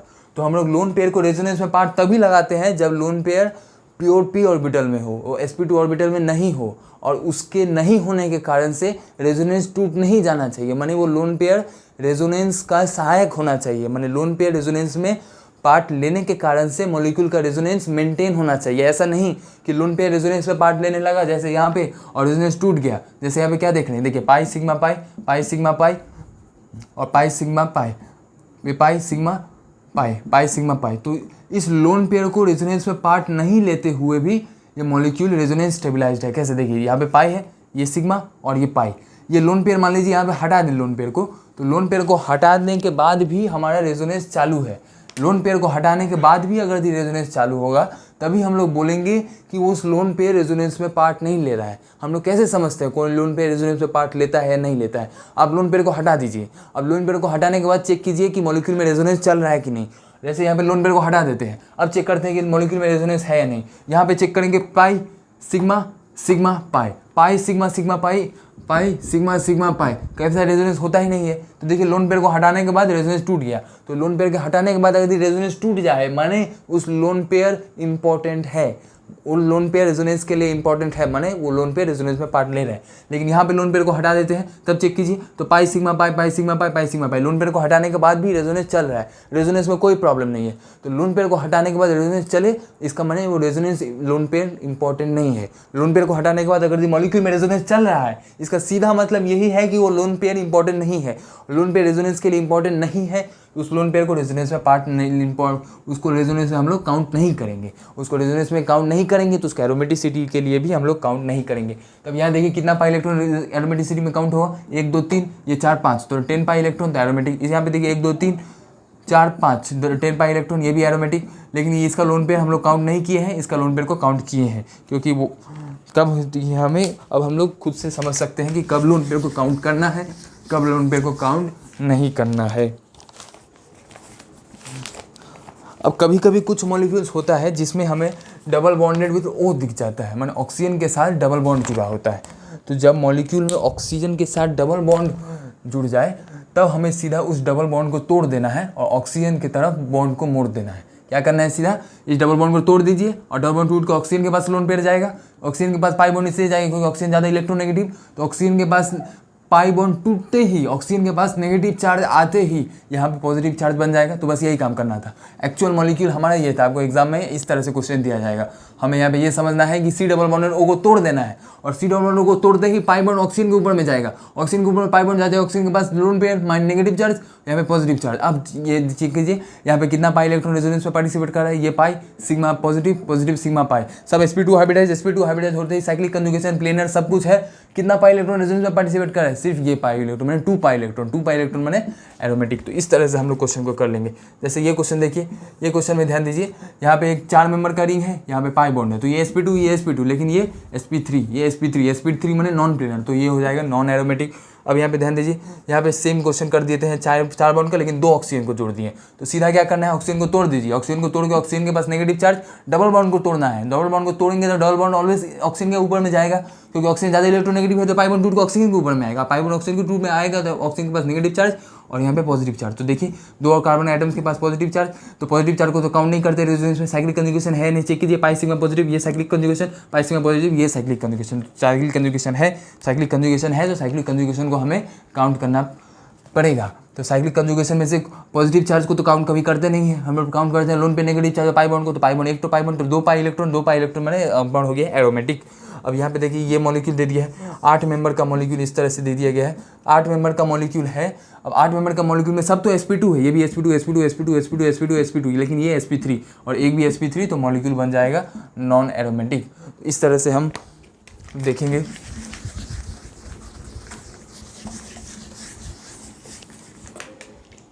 एक बात ध्यान रखिएगा, कोई भी एरोमेटिक रिंग को अब अगर यदि हम लोग नॉन एरोमेटिक रिंग के साथ जोड़ देते हैं तो हमारा नेट जो स्ट्रक्चर बनता है वो भी एरोमेटिक ही बनता है। जब भी एरोमेटिक रिंग को दूसरे किसी एरोमेटिक रिंग के साथ जोड़ दीजिए तो भी हमारा स्ट्रक्चर एरोमेटिक बनता है। जैसे देखिए यहाँ पे 6 मेंबर का बेंजीन रिंग, ये एरोमेटिक है, लेकिन यहाँ पर ये sp3 हाइब्रिडाइजेशन, इसका sp3 हाइब्रिडाइजेशन में ये नॉन एरोमेटिक। तो हमें ये ध्यान में रखना है कि एरोमेटिक को जब नॉन एरोमेटिक के साथ जोड़ेंगे तो हमारा नेट स्ट्रक्चर एरोमेटिक बनेगा। ये भी एरोमेटिक 6 मेंबर का रिंग, ये भी एरोमेटिक 6 मेंबर का रिंग, तो एरोमेटिक प्लस एरोमेटिक माने ये नेट स्ट्रक्चर एरोमेटिक।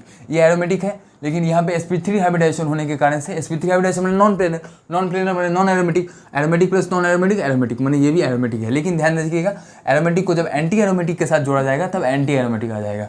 माने मान लीजिए यहाँ पर हम लोग पाई बॉन्ड डाल देते, तो पाई बॉन्ड डाल देते तो किस तरह से बन जाता, तो ये रिंग देखिए इस तरह से क्वेश्चन बन जाएगा। एक तो बेंजीन का रिंग रहेगा और दूसरा 4 मेंबर का रिंग रहेगा जिसमें एक तो पाई बॉन्ड रहेगा। तो ये 2 स्ट्रक्चर से बना हुआ है, एक तो ये बेंजीन का रिंग और दूसरा ये वाला रिंग। तो दूसरा ये वाला रिंग में यहाँ पर एक पाई बॉन्ड है, तो यहाँ पर एक पाई बॉन्ड है। मतलब इस रिंग के लिए जब देखेंगे तो इस बेंजीन रिंग के लिए 6 पाई इलेक्ट्रॉन रेजोनेंस में पार्टिसिपेट कर रहे हैं, 6 पाई इलेक्ट्रॉन रेजोनेंस में पार्टिसिपेट करेगा तो ये रिंग बन गया एरोमेटिक। लेकिन इसके लिए देखिए पाई सिग्मा सिग्मा सिग्मा, और यहाँ पे रेजोनेंस कैसे कंटिन्यू हो जाएगा, यहाँ पे रेजोनेंस इस रेजोनेंस की मदद से कंटिन्यू होगा। देखिए पाई sigma pi, pi sigma pi, pi sigma pi, pi sigma pi, तो इस तरह से कंटिन्यू होगा। तो हम लोग यहाँ पे टोटल नहीं खोजेंगे, जब हमें 2 रिंग दे दिया जाएगा तो सीधा हमें चेक करना है कि एक रिंग में क्या है, दूसरे रिंग में क्या है। तो इस रिंग में 6 पाई इलेक्ट्रॉन है तो एरोमेटिक, इस रिंग में 2 पाई इलेक्ट्रॉन है तो एंटी एरोमेटिक, और एरोमेटिक प्लस एंटी एरोमेटिक बन जाता है। तो हम लोग इसको बोल सकते हैं टोटल रिंग है एंटी एरोमेटिक। ऐसे भी देख सकते हैं कैसे, अगर टोटल को भी जोड़ देंगे तो देखिए 1 पाई इलेक्ट्रॉन, पाई सिग्मा पाई सिग्मा पाई सिग्मा पाई सिग्मा पाई, 1 2 3 4, 4 पाई इलेक्ट्रॉन, 4 पाई इलेक्ट्रॉन माने 1 2 3 4, 4 pi electron, 4 pi electron 8 pi electron, और 8 पाई इलेक्ट्रॉन माने एंटी एरोमेटिक, क्योंकि 4n पाई, n का वैल्यू 2 पुट कीजिए तो 4 × 2 8, तो 8 पाई इलेक्ट्रॉन बन जाएगा एंटी एरोमेटिक। इस तरह से देखेंगे। अब ध्यान दे दीजिए, मान लेते हैं यहाँ पे बोरॉन डाल दिया गया है, बोरॉन के साथ एक हाइड्रोजन और 5 मेंबर का रिंग है, 5 मेंबर का रिंग है, बोरॉन के साथ है हाइड्रोजन, 5 मेंबर का रिंग है और यहाँ पे डबल बॉन्ड है। तो बोरॉन के पास एक वैकेंट ऑर्बिटल, ये pi bond pi sigma vacant orbital vacant sigma pi, तो 4 पाई इलेक्ट्रॉन रेजोनेंस में पार्टिसिपेट करेंगे तो एंटी एरोमेटिक बन जाएगा इस तरह से स्ट्रक्चर। अब हम लोग इस स्ट्रक्चर को ध्यान दीजिए, अब हम लोग एक एक्सेप्शन देखेंगे। एक्सेप्शन ध्यान में रखिएगा, एक्सेप्शन में हमारे पास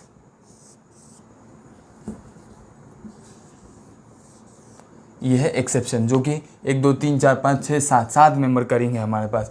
रिंग के पास एक नेगेटिव चार्ज और ये 7 मेंबर का रिंग, रिंग के ऊपर भी एक नेगेटिव चार्ज और रिंग के पास 3 पाई बॉन्ड भीतर में। तो अब सबसे पहले देखिए सब sp2 हाइब्रिडाइजेशन है, तो साइकिल हमारा सही है, साइकिल प्लेनर है। साइकिल प्लेनर होने के साथ साथ pi sigma negative sigma pi, तो नेगेटिव सिग्मा पाई, तो साइक्लिक कंजुगेशन भी है। अब चेक करिए कितना पाई इलेक्ट्रॉन रेजोनेंस में पार्टिसिपेट कर रहा है, तो 1 2 3 4 पाई इलेक्ट्रॉन रेजोनेंस में पार्टिसिपेट कर रहे हैं। तो 4 पाई इलेक्ट्रॉन, अब देखिए क्या लगता है, 1 2 3 4 पाई इलेक्ट्रॉन रेजोनेंस में पार्टिसिपेट करेंगे, तो 1 2 3 4 माने 4 ठो 3 पाई बॉन्ड माने 6 पाई इलेक्ट्रॉन और एक नेगेटिव चार्ज माने 2 पाई इलेक्ट्रॉन, एक नेगेटिव चार्ज माने 2 पाई इलेक्ट्रॉन, एक पाई बॉन्ड माने 2 पाई इलेक्ट्रॉन, तो 2 2 4 2 6 और 2 8, 8 पाई इलेक्ट्रॉन। 8 पाई इलेक्ट्रॉन माने 4n पाई, n का वैल्यू 2 पुट कीजिए तो 4 × 2 8 पाई इलेक्ट्रॉन माने ये एंटी एरोमेटिक। ऐसा लगता है ये एंटी एरोमेटिक होना चाहिए, लेकिन समझिए बात को, यहाँ पे क्या है, ये 7 मेंबर का रिंग है, लेकिन इस कार्बन का हाइब्रिडाइजेशन पता कीजिए तो इस कार्बन के पास डबल बॉन्ड है तो इसका हाइब्रिडाइजेशन sp2 हाइब्रिडाइजेशन माने इसका बॉन्ड एंगल होना चाहिए 120 डिग्री कुछ इतना दूर तक का होता है, इतना ये बॉन्ड एंगल हो गया 120 डिग्री। तो समझिए इसका एक्चुअल में एंगल, ये वाला जो एंगल जो यहाँ पर है होना चाहिए था यहाँ पे, लेकिन हम लोग क्या कर रहे हैं, इसका एक्चुअल में होना चाहिए था यहाँ पे, इस तरह से बॉन्ड एंगल होना चाहिए था, लेकिन हम लोग इसको खींच के इतना दूर ला जा रहे हैं। तो जब भी इस मॉलिक्यूल को खींचा जाएगा, इस तरह से स्ट्रेन क्रिएट किया जाएगा, इसको बोला जाता है एंगल स्ट्रेन। होना चाहिए था इसको, होना चाहिए तो इतना बॉन्ड एंगल, लेकिन इसको खींच के इतना दूर कर दिया गया। जब भी इसको खींच के इतना दूर कर दिया जाएगा तो एंगल स्ट्रेन बहुत बढ़ जाएगा। तो एंगल स्ट्रेन के कारण से मॉलिक्यूल अनस्टेबल बन जाएगा। तो देखिए पहले ही से ही मॉलिक्यूल अनस्टेबल है, क्योंकि होना चाहिए था इतना और यहाँ पे हो गया इतना, और सिर्फ यहीं पर नहीं होगा, सब जगह पे होगा। यहाँ पर भी sp2 होने के कारण से एंगल इतना होना चाहिए था, लेकिन स्ट्रेन के कारण से इतना हो रहा है। यहाँ पर भी सेम ऐसा बात है, यहाँ पे sp2 इतना होना चाहिए 120 डिग्री, लेकिन स्ट्रेन के कारण से इतना दूर। यहाँ पर भी कुछ ऐसा होना चाहिए था, लेकिन स्ट्रेन के कारण से इतना दूर हो रहा है। तो हर एक जॉइंट पे एक स्ट्रेन लगा हुआ है, हर एक जॉइंट पे एंगल स्ट्रेन के कारण से सिस्टम अनस्टेबल बन रहा है। तो सिस्टम पहले से ही अनस्टेबल है एंगल स्ट्रेन के कारण से, और साथ में साथ सिस्टम को एंटी एरोमेटिसिटी के कारण से भी अनस्टेबिलिटी मिल रहा है। तो सिस्टम को दोनों तरफ से अनस्टेबिलिटी है, एक एंगल स्ट्रेन के कारण से अनस्टेबिलिटी और एंटी एरोमेटिसिटी के कारण से भी अनस्टेबिलिटी। तो सिस्टम ये सोचता है कि क्यों ना मैं, सिस्टम एंटी एरोमेटिक क्यों है, क्योंकि सिस्टम प्लेनर है, क्योंकि अगर ये सिस्टम नॉन प्लेनर होता तो वो नॉन एरोमेटिक बन जाता। तो चूंकि सिस्टम में 8 पाई इलेक्ट्रॉन है, अब उसको पाई इलेक्ट्रॉन तो चेंज नहीं कर सकता सिस्टम अपने आप को घुमा के प्लेनर या नॉन प्लेनर हो सकता है। मान लीजिए कोई सिस्टम टेढ़ा हो गया तो नॉन प्लेनर, स्ट्रेट हो गया तो प्लेनर, लेकिन उसके बाद जितना पाई इलेक्ट्रॉन होगा वो तो कभी चेंज नहीं हो सकता है। तो ये 8 पाई इलेक्ट्रॉन है, तो 8 पाई इलेक्ट्रॉन का 8 पाई इलेक्ट्रॉन ही रहेगा, माने ये हकल्स रूल में 4n पाई इलेक्ट्रॉन ही फॉलो करेगा। 4n+2 पाई फॉलो करके एरोमेटिक कभी नहीं बन सकता है, क्योंकि इसमें पाई इलेक्ट्रॉन का कभी चेंज नहीं आ सकता है। चेंज क्या आ सकता है कि सिस्टम अभी प्लेनर है, जिसके कारण से एंटी एरोमेटिक है और बहुत अनस्टेबल है पहले से। तो एंगल स्ट्रेन के कारण से अनस्टेबिलिटी, साथ में साथ एंटी एरोमेटिसिटी के कारण से और ज़्यादा अनस्टेबिलिटी। तो सिस्टम चाहता है कि मैं प्लेनर से नॉन प्लेनर हो जाऊँ। जब ही सिस्टम प्लेनर से नॉन प्लेनर हो जाएगा तो इसका जो अनस्टेबिलिटी था एंटी एरोमेटिसिटी के कारण से, वो अनस्टेबिलिटी घट जाएगा। वो अनस्टेबिलिटी घट नहीं जाएगा, क्यों? क्योंकि हमें पता होता है कि एंटी एरोमेटिक और नॉन एरोमेटिक में नॉन एरोमेटिक ज़्यादा स्टेबल होता है। तो सिस्टम को पहले से ही बहुत ज़्यादा अनस्टेबिलिटी मिल रहा है, एक एंगल स्ट्रेन और एंटी एरोमेटिसिटी के कारण से। लेकिन सिस्टम ये सोचता है कि क्यों ना मैं प्लेनर से नॉन प्लेनर हो जाऊँ। जब भी मैं प्लेनर से नॉन प्लेनर हो जाऊंगा तो नॉन प्लेनर होते ही मैंने नॉन एरोमेटिक बन जाऊंगा, और जब भी मैं नॉन एरोमेटिक बन जाऊंगा तो मुझे स्टेबिलिटी मिल जाएगा, मुझे इससे थोड़ा राहत भी मिल जाएगा। यहाँ पे हर एक जगह पे जो एंगल स्ट्रेन मेरे को मिल रहा है, एंगल स्ट्रेन क्यों मिल रहा है? क्योंकि इसका हाइब्रिडाइजेशन sp2 हाइब्रिडाइजेशन में बॉन्ड एंगल होना चाहिए 120 डिग्री, लेकिन अभी करीब 135 डिग्री के आसपास है। माने हर एक एंगल पे 15 डिग्री का एंगल स्ट्रेन मान सकते हैं। तो हर एक एंगल 7 एंगल है, 7 एंगल पे 15 डिग्री का एंगल स्ट्रेन, बहुत ज़्यादा स्ट्रेन, पहले से ही बहुत ज़्यादा अनस्टेबिलिटी, साथ में साथ एंटी एरोमेटिसिटी का अनस्टेबिलिटी, उतना वो सहन नहीं कर पाता है। इसलिए वो सोचता है कि मैं क्यों ना बेंड हो जाऊँ, बेंड हो देता ही मैं नॉन एरोमेटिक बन जाऊँगा तो मुझे स्टेबिलिटी आ जाएगा। तो ये एक्सेप्शन को ध्यान में रखिएगा। ऐसा देखने में लगता है कि ये होना चाहिए एंटी एरोमेटिक, लेकिन 7 मेंबर का रिंग, सब पाई बॉन्ड और नेगेटिव चार्ज कंजुगेशन एक्चुअल में नॉन एरोमेटिक होता है। तो इस तरह से ये सब कुछ एग्जांपल्स को ध्यान में रखिएगा।